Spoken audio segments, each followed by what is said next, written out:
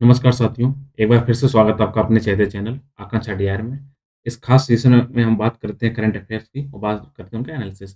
आज के current affair शुरू करने से पहले एक फैमिली ट्री को समझ लेते हैं जो कि मुगल एम्पायर का है। तो इसमें खास-खास वो लोगों के नाम शामिल किए गए हैं, जिन्होंने यहाँ पर क्या किया अच्छे लंबे से राज किया। वैसे नाम तो आगे बहादुर शाह जफर तक आता, तो 1857 में भी राजा बना दिए गए थे। लेकिन ऐसा माना जाता है बाबर से लेके औरंगज़ेब तक का टाइम था वो मुगल एम्पायर का क्या था, एक समृद्धि का, वैभव का और उनका काफ़ी समृद्ध जो उनका एम्पायर रहा था वो बता दें। तो साम्राज्य की बात करें तो 1526 में जिन्होंने पानीपत के पहले युद्ध में जब इब्राहिम लोदी को हराया है, उसके बाद में क्या किया है, बाबर ने यहाँ पे नींव रखी मुगल एम्पायर की भारत में। उसके बाद में 1530 से लेकर 1540, फिर 1555 से 56 के बीच में हुमायूँ आते हैं।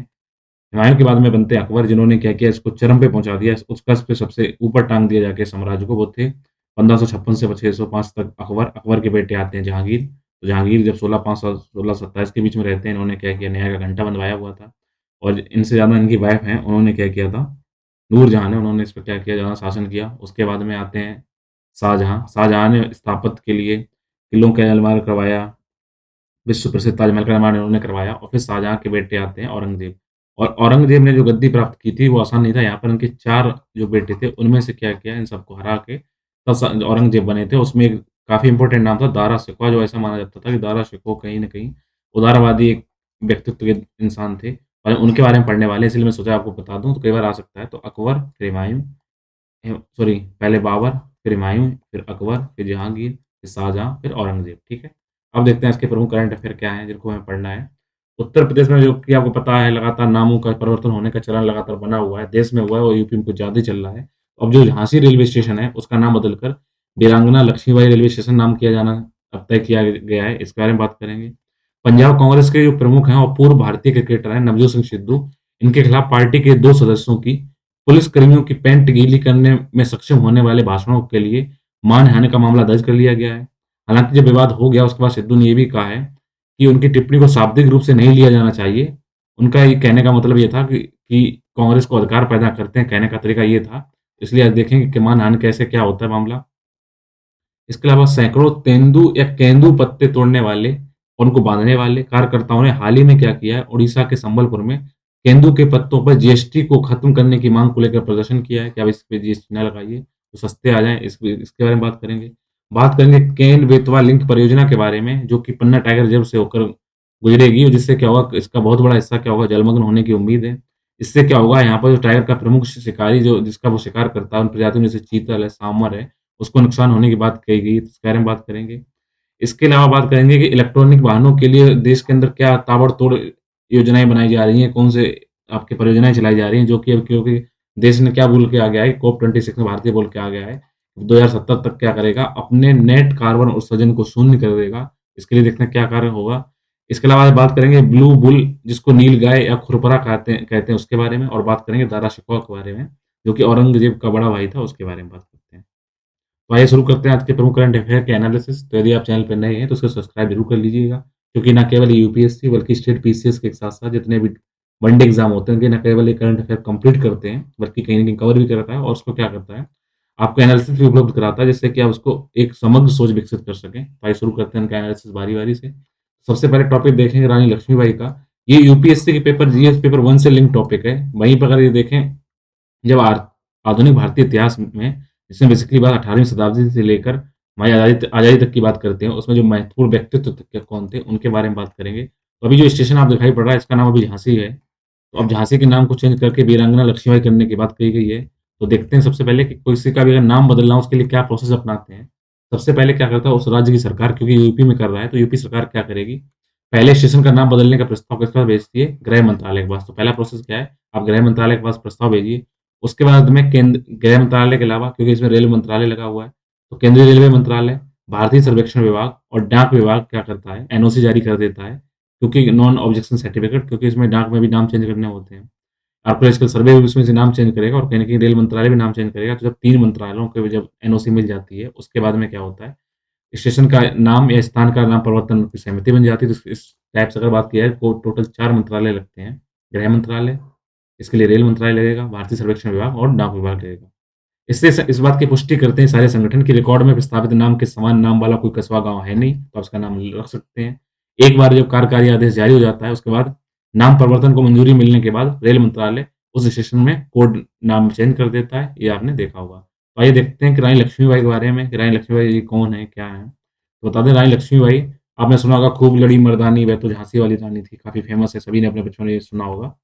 तो ये इनका जन्म 19 नवंबर 1828 को उत्तर प्रदेश के वाराणसी में हुआ था और इनका मणिकर्णिका तांबे के रूप में इनका जन्म हुआ। इनका नाम था मणिकर्णिका। इसके ऊपर एक मूवी भी आ चुकी थी पिछले साल, कंगना रनौत की। तो मणिकर्णिका तांबे इनका जो बचपन का नाम था। इनको मन्नू प्यार से कहते थे और इनके विवाह झांसी के राजा, राजा गंगाधर नेवालकर के साथ 1842 में हुआ। ठीक है, 14 वर्ष की उम्र में इनका शादी हो जाती है। उसके बाद में क्या होता है कि जब इनकी मौत हो जाती है इनके पति की, तो फिर क्या होता है इनका और अंग्रेज़ों के बीच में कुछ लड़ाइयाँ होती हैं, वो क्यों होती हैं? क्योंकि इनके बेटे थे दामोदर राव। लेकिन जैसे उनका जन्म होता है, उनके 4 महीने के भीतर दामोदर राव की मौत हो जाती है और उनकी मौत के बाद में उनके पति ने क्या करते हैं, एक चचेरे भाई के बच्चे आनंद राव को गोद ले लेते हैं, जिसका नाम महाराजा की मृत्यु से 1 दिन पहले दामोदर राव रखा गया था।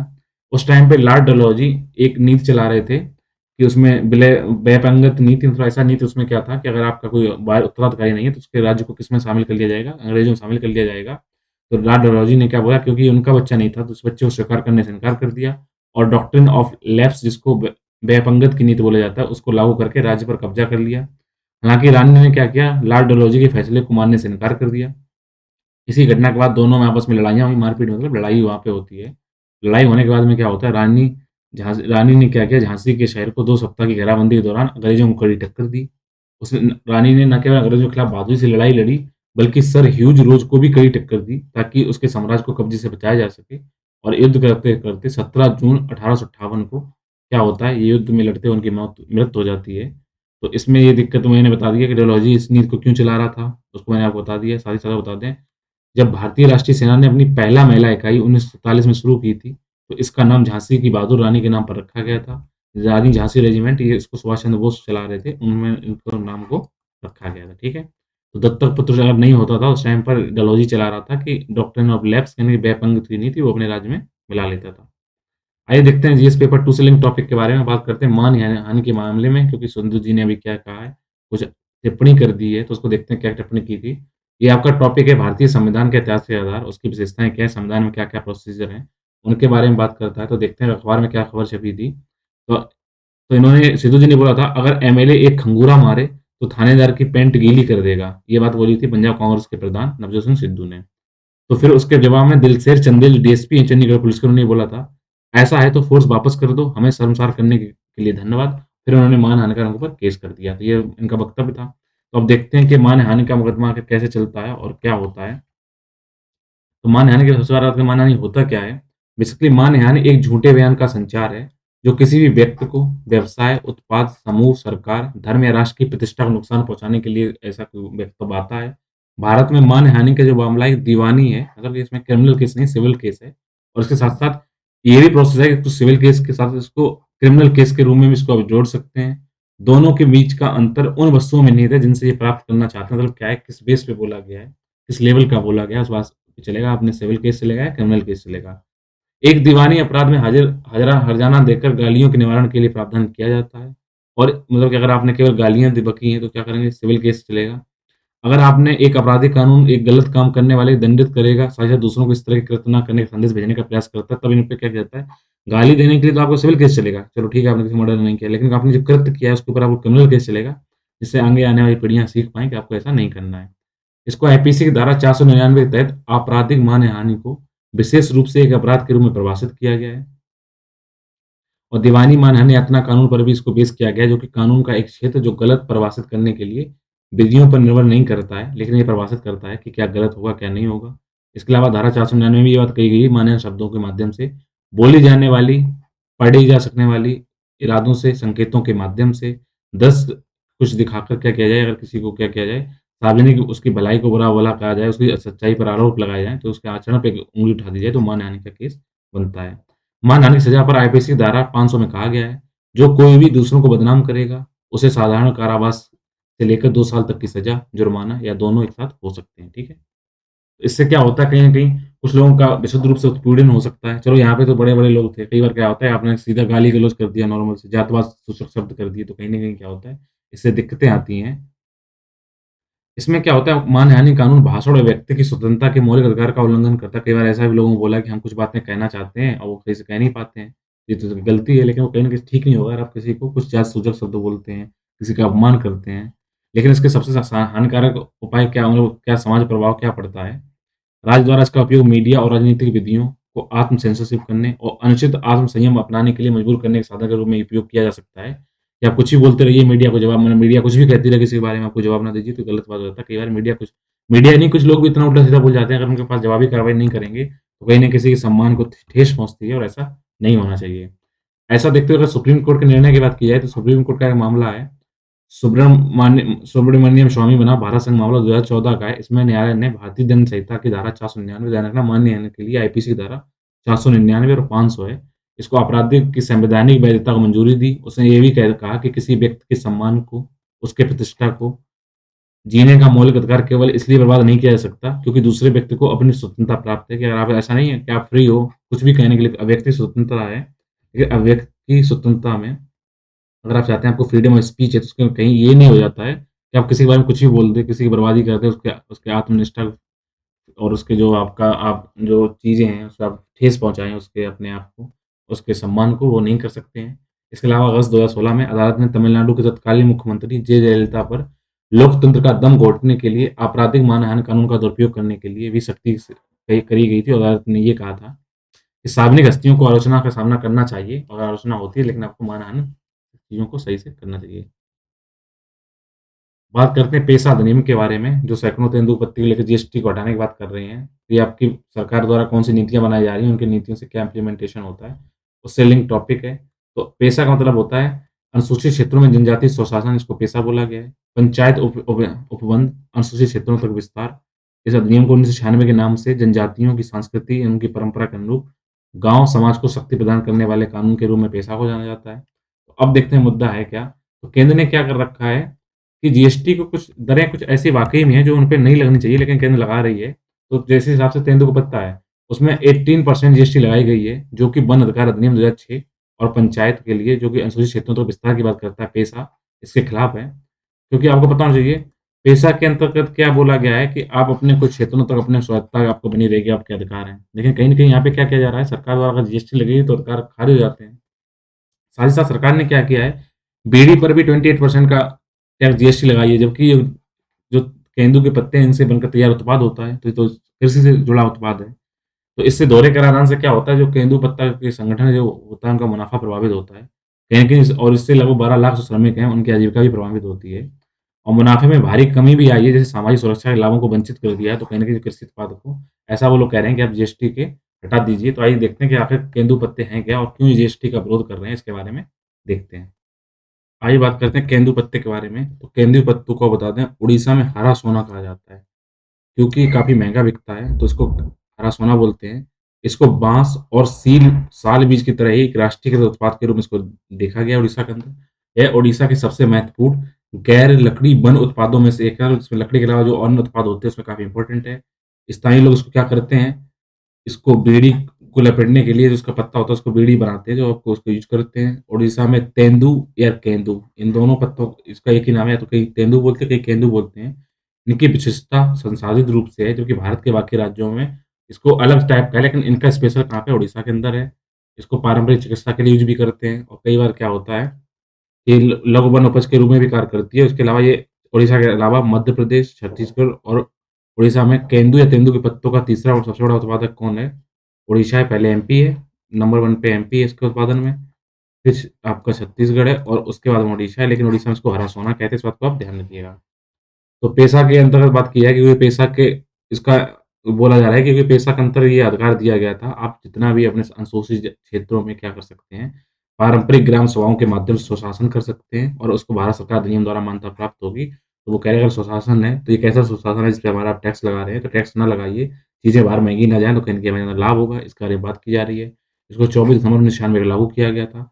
पेशा को भारतीय आदिवासी कानून की रीढ़ माना जाता है, क्योंकि ये स्थानीय स्वशासन को मान्यता देता है और लोगों लोगों को शासन के लिए खड़ा करता है, स्वशासन के लिए, ठीक है?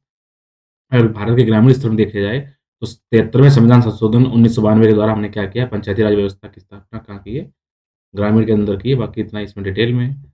तो ये शक्तियाँ वगैरह दी गई हैं, आप अपने हिसाब से चीज़ें करिए, उसमें कुछ ख़ास है नहीं। बात करेंगे केन-बेतवा लिंक परियोजना के बारे में, ये सरकार की नीतियों से संबंधित मुद्दे हैं, तो केन-बेतवा अगर लिंक देखा जाए, तो ये रही है आपकी बेतवा, ये रही केन रिवर, यहाँ पे पन्ना टाइगर रिज़र्व है, इसके यहाँ जहाँ से निकलती है चित्तौड़पुर का इलाका है, इसको यहाँ से लेकर यूँ जोड़ने की बात की जा रही है झांसी में, तो देखते हैं क्या दिक्कत क्या है। इस परियोजना से क्या होगा, जो रिज़र्व है उसके महत्वपूर्ण जो बाग हैं, उनके लिए 58.03 वर्ग किलोमीटर क्षेत्र होगा, लगभग 10% क्या होगा, उसको नुकसान हो सकता है। बाकी स्टडी ये भी कहते हैं इसमें आवास के विखंडन होंगे, जल बढ़ने से या जलमग्न होने से क्या होगा, कनेक्टिविटी को नुकसान होगा और कहीं न कहीं क्या होगा, इससे इस प्रकार करीब 105.23 वर्ग किलोमीटर एरिया क्या होगा, नुकसान होने की उम्मीद है। बेतवा जो रिवर इंटरलिंक जो परियोजना है, इसके कारण जो क्षेत्र जलमग्न होंगे, उसमें फूलों के घनत्व और विविधता समृद्ध है। यहाँ पर क्या है, यहाँ पर फूल काफ़ी उपजाए जाते हैं, उनकी डेंसिटी ज़्यादा है। इसके अलावा ये सांबर, चीतल, नीला सांड, जंगली सुअर जैसे यहाँ पे जो जानवर वो भी पाए जाते हैं, उनके लिए भी यहाँ पे दिक्कत आ सकती है। इस लिंक परियोजना के लिए केंद्र सरकार ने 2022 और 21 के टाइम पर 44,605 करोड़ रुपए के इन्होंने वहाँ पे बात की गई थी, उसको जोड़ने के लिए रुपया एलोकेटेड किया था। इस परियोजना का उद्देश्य क्या है? ये केन नदी और बेतवा नदी के दोदन बांध के निर्माण से दोनों नदियों को जोड़ेगा। ये लोअर ऑरर प्रोजेक्ट कोठा बैराज और बीना कॉम्प्लेक्स बहुउद्देशीय परियोजना के माध्यम से पानी को क्या किया जाएगा, यहाँ पे ट्रांसफर किया जाएगा। जिससे क्या होगा, इससे सिंचाई लोगों को क्या मिलेगा, पेयजल की आपूर्ति हो सकेगी, सिंचाई के लिए पानी मिलेगा। इससे में लगभग 103 मेगावाट की जल विद्युत भी उत्पन्न हो सकती है, तो उसमें क्या है, इसमें इलेक्ट्रिसिटी भी जनरेट कर सकते हैं, पानी भी यूज़ के लिए, पीने के लिए कर सकते हैं, सिंचाई के लिए भी कर सकते हैं। और जो यहाँ पर बुंदेलखंड जो पिछड़ा क्षेत्र वहाँ ना केवल पानी मिलेगा, बल्कि लोगों को रोज़गार मिलेगा, उसमें समृद्धि मिलेगी। इससे सोशल इकोनॉमिक डेवलपमेंट होने की काफ़ी उम्मीदें हैं। वही चीज़ें होती हैं, कृषि उत्पादन आपदा को भी एक तरफ जहाँ बाढ़ है उसको कम किया जाएगा, दूसरी तरफ सूखा को कम किया जाएगा। आप इसपे ट्रांसपोर्ट अपनी नौकाएँ वगैरह चला सकते हैं, तो कहीं न कहीं इन चीज़ों को फ़ायदा मिलने वाला है। अगर इसके और हम थोड़ा देख लें, तो केन और जो बेतवा नदियाँ हैं, बेसिकली कहाँ से निकलती हैं? मध्य प्रदेश से निकलती हैं और यमुना की सहायक नदियाँ हैं। केन यूपी के बांदा जिले में यमुना को और यूपी के हमीरपुर जिले में बेतवा क्या करती है, ये यमुना से मिलती है। बेतवा नदी पर बात की जाए तो राजघाट, परिचा और माता टीला बाँध है। वहीं केन नदी पन्ना टाइगर रिज़र्व से होकर निकलती है, इस बात को ध्यान रखिएगा। अब आइए बात करते हैं जीएस पेपर 3 से लिंक टॉपिक के बारे में, क्योंकि इलेक्ट्रॉनिक व्हीकल को अपनाने के लिए देश काफ़ी धड़ाधड़ नई-नई परियोजनाएँ ला रहा है। ये टोटल आपका इंफ्रास्ट्रक्चर जो टॉपिक है, उसमें जो रोडवेज है, उससे लिंक टॉपिक है। अगर इसके बारे में बात की जाए, भारत का ये लक्ष्य है कि वर्ष 2030 तक क्या करेंगे, वो 30% निजी कारों और 70% जो वाणिज्यिक वाहन हैं और 80% दोपहिया वाहन हैं और तिपहिया वाहन, इन पर क्या करेंगे, इनको आप इलेक्ट्रॉनिक व्हीकल में कन्वर्ट कर देंगे कि जो इलेक्ट्रिसिटी से चलेंगे। इससे क्या होगा, इसके लिए केंद्र क्या कर रही है, राज्यों और केंद्र दोनों सरकारें क्या कर रही हैं, खरीदारों और निर्माताओं को तरह-तरह के प्रोत्साहन दे रही हैं। इसके लिए न केवल ऑटो सेक्टर में प्रोड्यूस लिंक्ड इंसेंटिव योजनाएँ लाई गई हैं, बल्कि अलावा क्या किया गया है, कई करोड़ों का इन पे इनको सब्सिडी देने की बात की गई है। इसके तहत देखें, कौन-कौन सी योजनाएँ बनाई गई हैं, तो फेम योजना बनाई गई थी, उसके अब सेकंड मॉडल उसका वर्ज़न डाल दिया गया है। फेम की बात करें, इसका मतलब होता है faster adaptation of manufacturing and electronic vehicles, इसकी बात की जा रही है। यदि आपसे क्वेश्चन ये आता है कि फेम किसके लिए चलाया गया है, तो फेम चलाया गया है देश के अंदर इलेक्ट्रॉनिक जो व्हीकल हैं, उनको बढ़ावा देने के लिए। अगर प्रश्न ये आता है कि फेम की फुल फॉर्म क्या है, तो उसका फुल फॉर्म है faster adaptation and manufacturing of electronic vehicles. इसका सेकंड वर्जन आ गया है। इस योजना के तहत क्या कर रहा है, सरकार ने देश के अंदर जो इलेक्ट्रॉनिक वाहन आ रहे थे, उसमें ऐसा लग रहा था उनकी कीमतें ज़्यादा हैं, उनके प्राइस ज़्यादा हैं, तो उनको सब्सिडी देकर जो नॉर्मल जो इलेक्ट्रॉनिक दोपहिया वाहन वगैरह आ रहे थे, अब उनकी लगभग बराबर कीमत करने की कोशिश कर दी गई है। इसके अलावा इन्होंने स्क्रैपेज पॉलिसी चलाई गई है, इस साल अगस्त में लॉन्च की है। सरकार ने गुजरात इन्वेस्टर समिट में वर्चुअल रूप से व्हीकल स्क्रैपेज पॉलिसी लॉन्च कर दी थी। इसका उद्देश्य क्या था, जो पर्यावरण के अनुकूल तरीके अपनाते हुए अगर कोई प्रदूषणकारी वाहन है, उनको चरणबद्ध तरीके से क्या करना है, उनको उससे हटा देना है।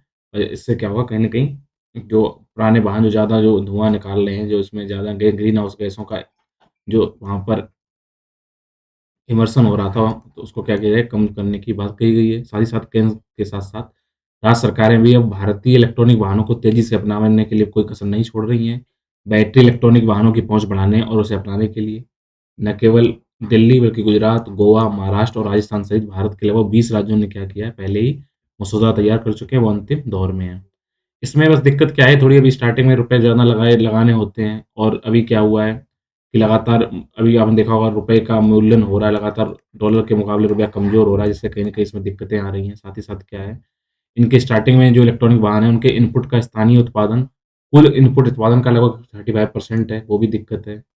तो अभी अब इसके अलावा अभी उत्पादन के लागत मामला थोड़ा ज़्यादा है, तो faster adaptation and manufacturing of hybrid और इलेक्ट्रॉनिक व्हीकल्स फ्रेमवर्क को बार-बार लगातार बढ़ाया जा रहा है। तो इसमें क्या है दिक्कतें कि अभी चीज़ों को ये कीजिए कंट्रोल करिए, काफ़ी बैलेंस में रखिए, सब्सिडी वाली बैटरियों को ध्यान केंद्रित करिए और क्योंकि बैटरी की ईवी लागत लगभग 50% हिस्सा किसका बनता है बैटरी का, तो बेसिकली फ़ोकस करिए बैटरी सब्सिडी पे जिसके इसके नीचे रेट आएँ और जब रेट सही से आएँगे, आप लोग जगह-जगह पे आपको ऐसी फैसिलिटी देंगे, जहाँ पर आपको चार्जिंग पॉइंट मिल सकेंगे, अच्छे से आप चार्जिंग कर सकते हैं, जैसे बेंगलोर में दिए गए हैं कुछ मॉल के अंदर। तो कहीं न कहीं जब चार्जिंग पॉइंट सही से होंगे, आपको सर्विसेज़ सही से मिलेंगी, तो लोग अपने आप इसको अपनाएँगे और सस्ता होगा, कहीं न कहीं लोग इसकी तरफ ज़रूर जाएँगे। इसके अलावा हम देखें तो बोल्विया है, ऑस्ट्रेलिया और चिली ने क्या किया है, लिथियम फ़ील्ड प्राप्त करना तेल क्षेत्रों को खरीदना जितना महत्वपूर्ण हो सकता है, तो इसलिए वहाँ पर क्या करिए, आप इलेक्ट्रॉनिक वाहनों को अगर चाहते हैं, तो अगर आप सही से काम करें, तो उसकी बैटरी में लगने वाली जो लिथियम फ़ील्ड जो चीज़ें हैं, उनको क्या करिए, कहीं-कहीं से अपन खोजिए, उसको प्राप्त करने के लिए आप लगातार क्या करिए, लोगों के साथ देशों के साथ समझौता करिए, क्योंकि बोल्विया, ऑस्ट्रेलिया और चिली में उम्मीदें हैं, यहाँ पे लिथियम फ़ील्ड है, तो उनके साथ अच्छे संबंध बनाकर वहाँ पे बात करिए। आइए बात करते हैं नीलगाय के बारे में। तो अगर आप ये तस्वीर देख रहे हैं, कुछ इस तरीके नीलगाय दिखता है। तो बिहार सरकार ने घोषणा की है कि ब्लू वुल को क्या बोलते हैं, जिसको स्थानीय रूप से नीलगाय या घुरपरा के नाम से जाना जाता है, को अब और नहीं काटेंगी। इसके बजाय ये राज्य की उनकी बढ़ती जनसंख्या को नियंत्रित करने के लिए उनकी क्या करेंगे, नसबंदी करेंगे और अब तक क्या किया जा रहा था कि उनको काटा जा रहा था, उनको उनको खत्म करने के लिए, जिससे क्या होता है, ये फसलों को नुकसान पहुँचाते हैं। तो अब उनका क्या किया जाएगा, उनको नसबंदी की जाएगी, जिससे क्या होगा, वो आगे और अपना प्रजनन नहीं कर पाएँगे, तो उनसे जनसंख्या नहीं बढ़ेगी। आपको बता दें, नीलगाय को एक ये क्या होता है, ये जो नीलगाय होता है, ये होता है आपका हिरन वर्ग में आता है, तो सबसे बड़ा एशियाई मृग है, जो पूरे उत्तरी भारतीय महाद्वीप में ये पाया जाता है। नीलगाय को बोसल्फाफस जीनस का एकमात्र सदस्य है और ये बॉविडे परिवार के अंतर्गत रखा गया है। इसमें क्या है कि इसमें क्या होता है, इसमें अंतर ये होता है, जैसे आपने ये ऊपर देख रहे हैं, ये नीलगाय है, ठीक है? तो नीलगाय कुछ इस तरीके से होता है, तो इसका जो अपीयरेंस है नीलगाय और इसको जो जो फीमेल नीलगाय होती है, उसमें अंतर क्या है? इनके जो इनका जो स्वरूप है उसमें और साथ ही साथ क्या होता है, इनका रंग में अंतर होता है। एक काला होता है, एक हल्का पीला-सा होता है, उसमें काला वाला नर होता है और हल्का पीला-सा मादा होती है। देशों की बात की जाए तो भारत के साथ-साथ ये नेपाल और पाकिस्तान में पाया जाता है। इनकी महत्वपूर्ण जनसंख्या है वो कहाँ है? हिमालय की तलहटी के तराई क्षेत्रों में पाई जाती है। यह भारतीय उपमहाद्वीप का स्वदेशी एक जानवर है और इसको आईयूसीएन ने अर्थात international union for conservation of nature की जो रेड लिस्ट है, उस रेड लिस्ट में इसको कम चिंता के विषय में डाला गया है, कोई ज़्यादा अभी इसमें दिक्कत नहीं है। बात करेंगे दारा शिकोह के बारे में, तो दारा शिकोह 1615 से लेकर 1659 के बीच में रहे हैं। ये जो शाहजहाँ थे, उनके सबसे बड़े पुत्र थे। वह अपने भाई औरंगज़ेब के खिलाफ उत्तराधिकार की लड़ाई हारने के बाद मारा गया था। ये बात ध्यान रखिएगा कि जब लड़ाई होती है, 4 भाई थे, उसमें औरंगज़ेब एंड में जीतते हैं, तो औरंगज़ेब ने क्या किया था, दारा शिकोह को मारा था। लेकिन दारा शिकोह को एक उदार उदार मुस्लिम के रूप में वर्णित किया जाता है, जिन्होंने हिंदू और इस्लामी परंपराओं के बीच समानता खोजने की कोशिश की। वहीं औरंगज़ेब की बात की जाए तो औरंगज़ेब ने कहीं न कहीं कट्टरता दिखाई और मुसलमानों की तरफ जाने का झुकाव देखा गया है। दारा शिकोह की बात की जाए तो इन्होंने फ़ारसी में भगवद गीता और बाबर उपनिषदों का अनुवाद करवाया। शाहजहाँनामा की अगर बात की जाए तो शाहजहाँनामा के अनुसार औरंगज़ेब द्वारा दारा शिकोह को पराजित करने के बाद वह दारा शिकोह को जंजीर में जकड़कर दिल्ली ले गया। वहाँ उसका सिर काटकर आगरा के किले में भेज दिया गया, जबकि उसके धड़ को हुमायूँ के जो मकबरा है, उसके परिसर में दफना दिया गया है। मतलब इनका सर कहाँ पे है? आगरा में, उनका धड़ कहाँ पे है? हुमायूँ के टॉम्ब है जो वहाँ पर, जहाँ पर अब दरगाह है या हज़रत निज़ामुद्दीन की, वहाँ उसके पास हुमायूँ टॉम्ब है, जिसको ऐसा बोला जाता है। उसी को देखकर वहाँ पर ताजमहल बनाया गया था, तो वहाँ पर इनको दफनाया गया है। अगर दारा शिकोह की अगर विरासत की बात की जाए, तो दारा शिकोह को उस समय के सबसे महान स्वतंत्र विचारकों में से एक के रूप में वर्णित किया गया था। उन्होंने उपनिषदों की महानता को महसूस किया और उनका अनुवाद कराया, जो पहले केवल कुछ उच्च जाति के हिंदुओं को ही पता था।